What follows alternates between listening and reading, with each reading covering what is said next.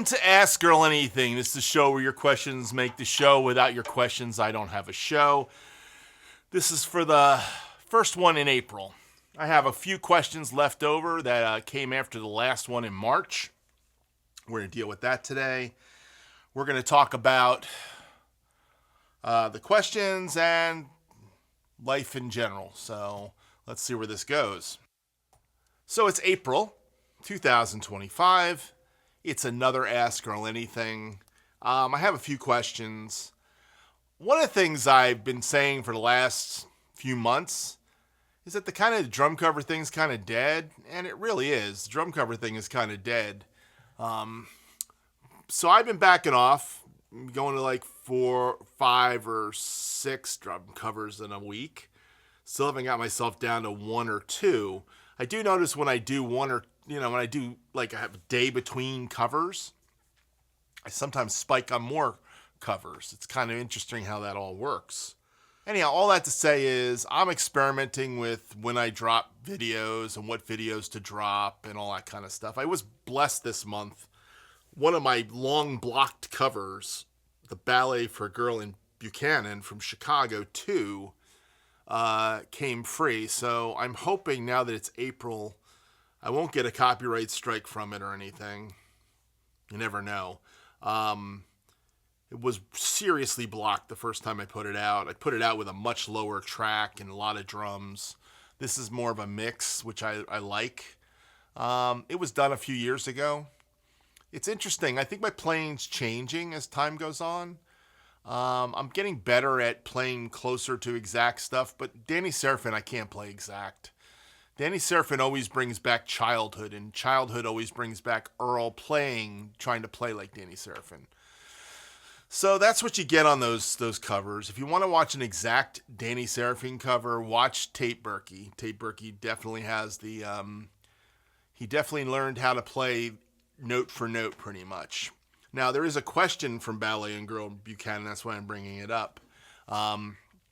It's the beginning of Make Me Smile, and then it's somewhere in the tune I do another one of those stick trick things. So I'll talk about that today. Other things. Today I've been reworking my studio. This is now an official space in my studio. I actually reconfigured my snakes around the studio. And this is on the bad snake. I have a snake that's got some channels that are out. So I had to reconfigure everything. But I have 8 channels by the main drum kit in Studio A. This is Studio A. This is the B kit. This is the Ask Earl Anything kit. This is the one with the voiceover mic right above my head. At a camera, hopefully. You can't see it. I like it there better than in front of my face and talking. That's one of the things I learned. I don't like talking over into the microphone. So this is right over top, and when I take my foot off the switch, it goes away, and then I can play the drum kit. So the drum kit's always recording me, but this will allow me to edit much easier. So I also reran the other snake that used to be in this room. I ran it into that room, remiked everything today on the big kit. So the big kit's been remiked. The other Gretsch kit has been remiked. And this kit now is officially mic'd. I actually have a floor tom mic. I have only 6 mics for this kit, 6 channels for this, 2 overheads, snare, kick, floor tom. Now this mic that's here, that's my voiceover mic, I could put on the tom, and that would make it a different setup with 2 tom mics. So at some point I'll probably do some covers with 2 tom mics and all that kind of fun. But sometimes it's nice to play a 4 mic setup, 2 overheads, kick and snare, and it kind of works for the jazzier things. And to be honest, these aren't my favorite overheads, but they kind of work on this kit, and they work with the Zildjians. They bring out the crispiness of the Zildjians. These are MXL mics, and these are the 603s, which are really kind of brittle for overheads. But somehow, with the Zildjian cymbals I have set up, they actually sound okay. So you'll let me know at the end of this if the mic sounded good when I played. I did a little piece in the beginning. I'll play a little bit during the whole show. Not a whole heck of a lot else to say. I mean, I'm just playing covers that you guys asked me to do and having fun with it. So that's what's going to continue to happen here. I may do some more teaching videos. Now that I've got this set up all the time, it'll be a little easier to do. So we're working on things. We're working on changing things up. So I hope you enjoy this. Let's jump into Ask Earl Anything. The first question comes from Todd Morrissey 8372. He says, "Hey Earl, love Ask Earl Anything segments. Do you notice that much of a difference with the RIMS mounts on the Pearl's fiberglass shells? I imagine they'd be fairly noticeable difference since they're a fairly thin shell." Okay, Todd, great question. Truthfully, I don't notice a whole heck of a lot of a difference in the sound of those toms with RIMS mounts. The reason I put RIMS mounts on there was more as a mounting option. It allowed me to not have to drill into the shells. I had done some drilling on the first parts of the concert toms I got, and then as I've started acquiring more and more concert toms, I've had less of a desire to drill into it, especially with the Pearl 7/8 mount, which I use on the drums. I use Pearl mounts. So if you take those mounts and you put a 7/8 hole in it, you're just making more holes in the shell. So I decided, don't want to put any more holes in the shell. The RIMS mounts allow me to do that. I don't think the RIMS mounts add all that much because you're not getting the resonance of a double-headed tom. A two-headed tom has a resonation to it. A concert tom has a one-head sound, so it goes duh, and that's it. Goes out the bottom. It's not resonating against the reso head. So on a tom like this has got a lot of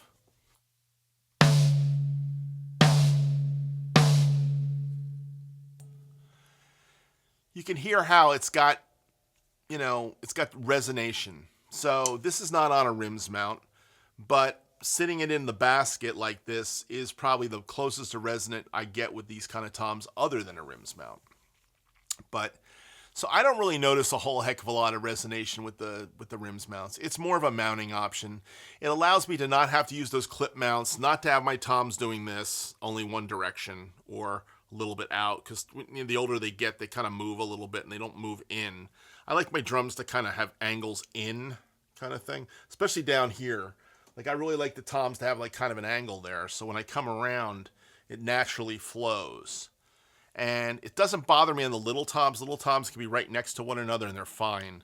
But the other four toms on that kit, it's the difference. So RIMS mounts allows me mounting options. That's really why I'm doing it. And it really has nothing to do with sound. As a matter of fact, I've had guys call me out and say, "What are you doing wasting RIMS mounts on concert toms?" It's about mounting the drums where I want them. That's really all it is. And if I had like Pearl 7/8 tom mounts in all of them, then I probably wouldn't do it at all. It wouldn't matter to me because I don't think you're getting all that much. Now, I will say they might add something, as opposed to having the tom on a stand where maybe it's a little tighter. So I haven't really thought about it that way, though. That's not how I was thinking about it when I put it together. So, but thanks for asking the question, Todd. Next question comes from Wade Dixon 9890. I noticed several channels have dropped the amount of content they put out. R. David R., Mike Johnson, Drum Center, etc. Some I think are trying to reinvent things, maybe doing different things differently. I've missed having some fresh content every week, so I enjoy your content. Wade, thanks for catching up on me and following me. For sure. I think this is a problem right now. I think the drum community is kind of getting washed away. There's not as many, it's not getting into the feed. It's not as popular. We get in YouTube what the algorithm wants to give us. We show any interest in anything else that's more popular, like politics or sports, or there's all kinds of dumb videos out there. You just click on one dumb video and you end up with 1,000 more of those dumb videos. So you can get yourself watching all kinds of stuff that's anything but drumming. Or it gives you the old stuff. I'm constantly getting those old concerts I loved. Or I'm constantly getting those old drum videos from drummers I loved in the past. Or I'm getting drum videos of the most popular drummers on YouTube who I don't care to watch. I really don't. There's a bunch of people that have like 2-3 million subscribers. They've been around forever. I don't watch them. They don't do anything for me. I'm sure I don't do anything for them either, so that's okay. We all fit our place in this world, but They don't do anything for me, so I don't watch them. I'm always looking for something new. So when I see something new and exciting, I may, and it's a song that's kind of different, I might watch it. But if it's some chick drummer playing Rush, in some studio that they rented for her and everything, I don't care. I don't care if you got 50 million views. It does not matter to me. It just doesn't appeal to me. I don't need eyes on the screen because you're the most popular girl drummer out there on YouTube. I don't follow that. That's not what I follow. I don't learn anything from it. I mean, I know how she plays, and it's not the way I'm going to play.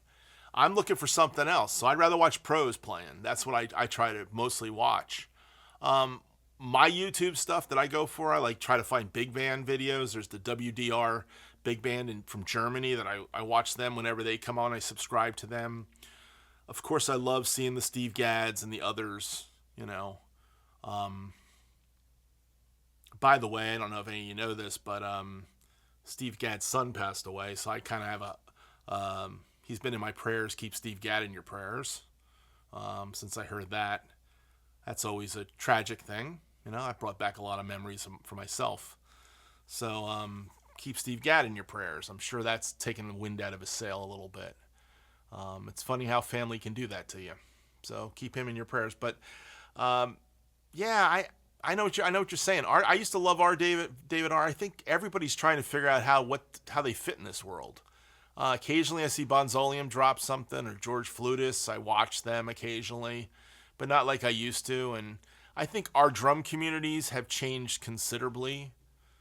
They're not the same, So anyhow, I do it because I love it. I do it because I love this community. Thank you for supporting me when you can. Drop a note. If not, thanks for the view. And I'm going to keep dropping videos till I don't feel like doing this anymore. And right now, that's not any time in sight. This is kind of one of the ways I keep my chops up, And maybe someday I'll play in a band again. I don't know. It all depends on life. But right now, this is what I do. So I'm going to keep dropping them. Thanks for noticing, Wade. But yeah, you're right. I think the drum content has taken a hit. No doubt about it in YouTube world. All right, the next one comes from Greg One-Off. He said, nice show, Hammer. I only found YouTube around 5 or 6 years ago. I have noticed the drum cover business seems to be dying out. He was commenting on something. I think he might have been commenting on that one. All right, here's the question. I have a question that might fit Ask Earl Anything. How can I tell the difference between triple flange hoops and die-cast hoops? What's the difference in the two types?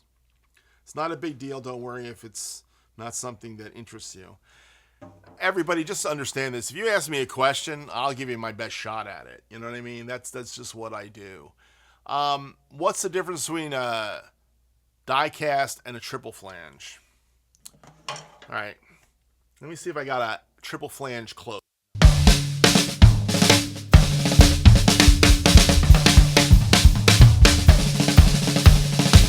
I'm not as young as I used to be, I'll tell you that much. All right. So this is my acrylite. Now, this acrylite I've customized in some ways. For the last bunch of years, I've had a die-cast hoop on the top, but it's got a triple flange hoop on the bottom. What's the difference?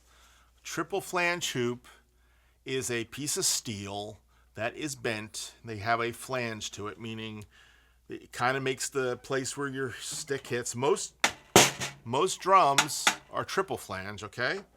The difference is they're lighter. The toms are a little more opened up in a way. The snares are a little more opened up in a way.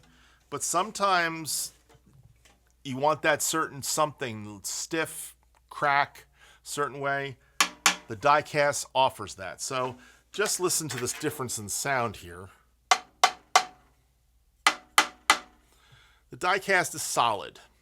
Triple flange is less solid. It's lighter. This one I think is 1.7 mil. Most of the newer ones are 2.3 mil. The die-cast hoops are just a stronger hoop. And all my Gretsch drums have die-cast hoops. So on this kit, I have die-cast hoops on it. Snare drum's got die-cast hoops top and bottom. The only kit that has triple flange in my studio is my concert tom kit. And all the concert toms have triple flange hoops on the tops, the tops of the toms. So, is one better than the other? No, it's just a different thing. Gretsch, I think the Great Gretsch sound is partially made by die-cast hoops. That and their thin shell. That makes their sound. I think if you're looking for that Gretsch sound, you want to use die-cast hoops for that Great Gretsch USA custom sound. Now, Gretsch has added a 302 hoop, which is kind of their version of a triple flange. It's called 302. They sound great on the Brooklyn series. If you buy the Catalina Club stuff, you're getting triple flange. You're not getting the die cast. Matter of fact, this is a Catalina maple floor tom that I put 2 die cast hoops on. These are pearl die cast hoops on this 14x14 floor tom to get it to sound more like the Gretsch drums sound like. Now, it's not exact, but it works. So, I think they're just a different animal. And some guys like, I like die casts on my Black Beauty, on my 6.5x14 Black Beauty. On my 5.5x14 Black Beauty, I have triple flange on there. I've had die cast on there. So it really comes down to, what you're doing. Matter of fact, I think, yeah, even my Black Beauty is kind of like my acrylite. It's got a die cast top and a triple flange bottom, which is very Kenny Aronoff, or Stuart Copeland does the same thing. They put a die cast on top of a brass shell, and then they put a triple flange on the bottom. So it's a preference more than anything else. They cost more money. I will say die cast hoops are more expensive. So drums with die cast hoops are usually more expensive. That's another way of looking at it. But they all have their own thing. So it all depends on the drum. And I can get a die cast hoop drum to sound great. I can have a triple flange drum sound great. So it doesn't really matter, Greg. Thanks for the question. All right, the next question comes from Mickey F3730. He said, this was on Ballet for a Girl in Buchanan, which is Make Me Smile, Color My World, and all those other songs in between. Ends with Now More Than Ever. I'm glad you finally got this released. Were you playing a double stroke roll between the small tom and the snare in the beginning of the song at 10:20? Can you elaborate on the fill here? Okay. The fill I'm playing is probably a paradiddle diddle. It's technically what I usually use for this. So I'll kind of demonstrate it fast and try to slow it down, all right?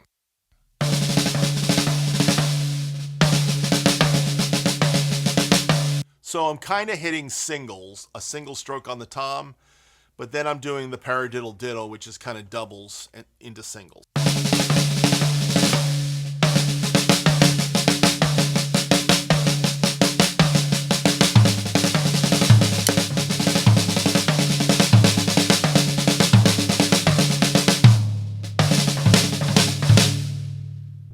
That's another variation where it's kind of like a 6-stroke roll at that point, where I'm doing I'm doing 4 strokes doubled and then 2 single hits.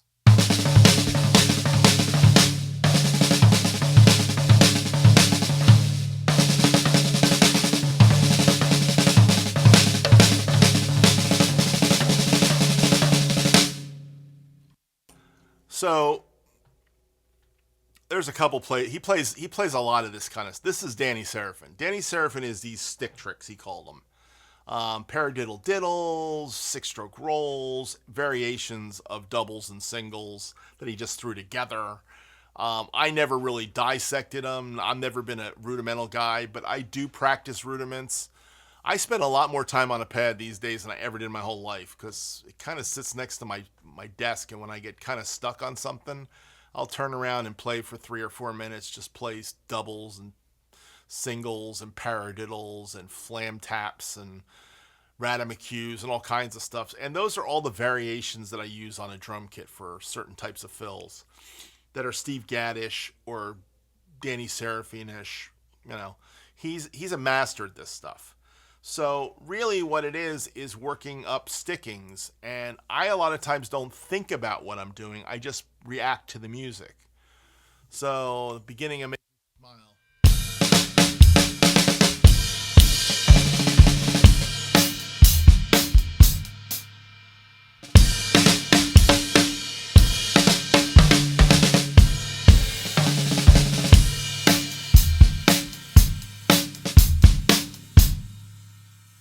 Let's see if I can do the ending.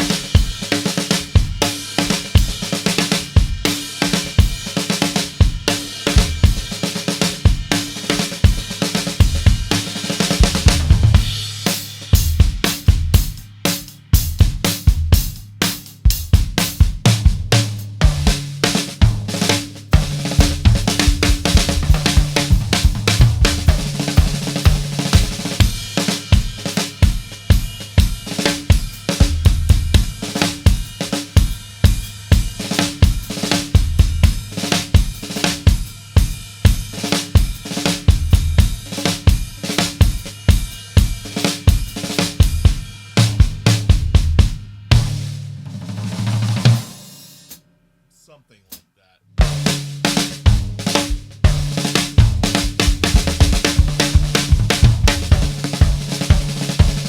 Anyhow, gets me trying to sing it and remember the parts for the ending of Make Me Smile.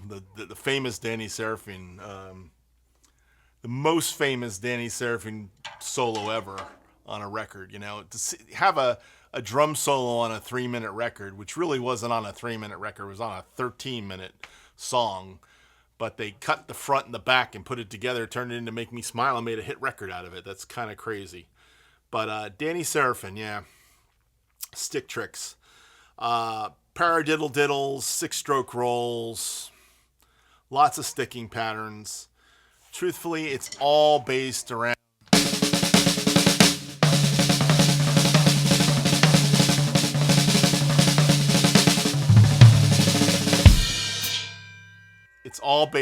rolls. So if you work on your doubles and your singles and your paradiddles, then you start messing around with them a little bit, they start to happen. So it could be a 5-stroke roll. You know, you can do a 5-stroke roll.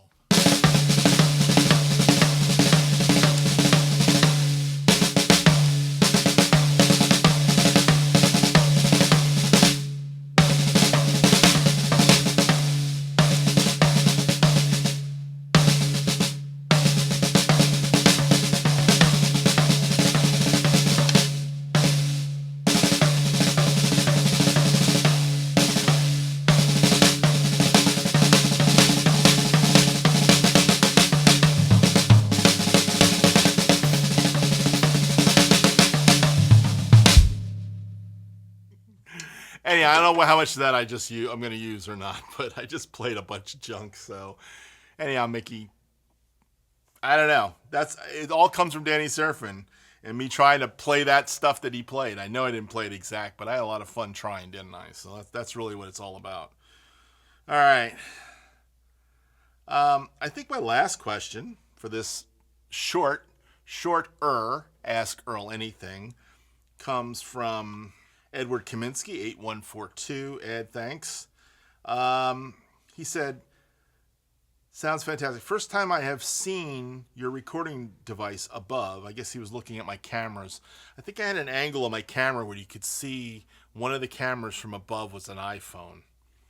And he says, do you use your phone to record all these covers? I thought musicians were using GoPros for recordings. Great question, Edward. Yeah, I use iPhones. When I started doing drum covers, I had a Canon camera that went about 11 minutes on the card. And that was as far as it would go. So every 11 minutes, I had to keep getting up and restarting the camera. Then I started using my iPhone and that camera. And then I started realizing my iPhone would record for an hour or so, as long as there's space on the camera. And of course, when I don't have space, I lose the camera. So I actually have 3 iPhones that I use for recording my drum covers. I have a couple extra iPads hanging around. I've occasionally used iPads, but most of the time when you see my 3 camera covers, it's 3 iPhones. 2 iPhone 10s and an iPhone 12, which is my current phone. It's probably time to upgrade my phone again, get some more space for sure. But yeah, iPhones work. They're easy to set up, easy to get camera stands for. They just work. Now, I don't use the audio. I use the audio from microphones into Logic, into all my mixing board and all that good stuff. But when we talk about the iPhone as a camera, it's a good source. Matter of fact, the iPhone 12 has got the 0.5 feature where it kind of zooms out. It kind of looks GoPro-ish, kind of like it's got that wide angle thing going on. So I like using that setting. I like to have a couple more cameras with that setting. That would be kind of fun. Anyhow, yeah, iPhones. You don't need GoPros. GoPros are cool. I wish I had a couple GoPros. I would use them if I had them. But the iPhones work for me. They're easy to kind of transfer over to my Mac too. I can AirDrop. So when I'm done with this show, I'm doing it on an iPhone. I'll just stop the camera and I'll AirDrop it over to my computer, and then I'll mix the audio, and then I'll bring it over to my computer. And of course, I'm running 2 audios. I'm running this microphone for audio, and I'm also running the DJI mic. So I always choose which one I like better. I have one up as a backup. So I'm redundant now. I'm very redundant because I've lost so many things. Of course, I'm not redundant on the camera on this one. So, but anyhow, had a lot of fun today. I've been redoing my studio all day long. This is the first thing I've done all day, is played some stuff for you during Ask Earl Anything. Hopefully you enjoy the show. Remember, your questions make the show. Without questions, I don't have a show. So when I get enough questions, I'll do another show. That's how I'm doing it now. So I'm looking for your questions. Thank you all for watching. Continue to like and subscribe and share and all that stuff. I appreciate all of you that do that kind of stuff. And I'm going to keep doing this till I don't feel like doing this anymore. That's how it works. So thanks for watching. Everybody, have a great day. We'll talk to you again soon. Bye.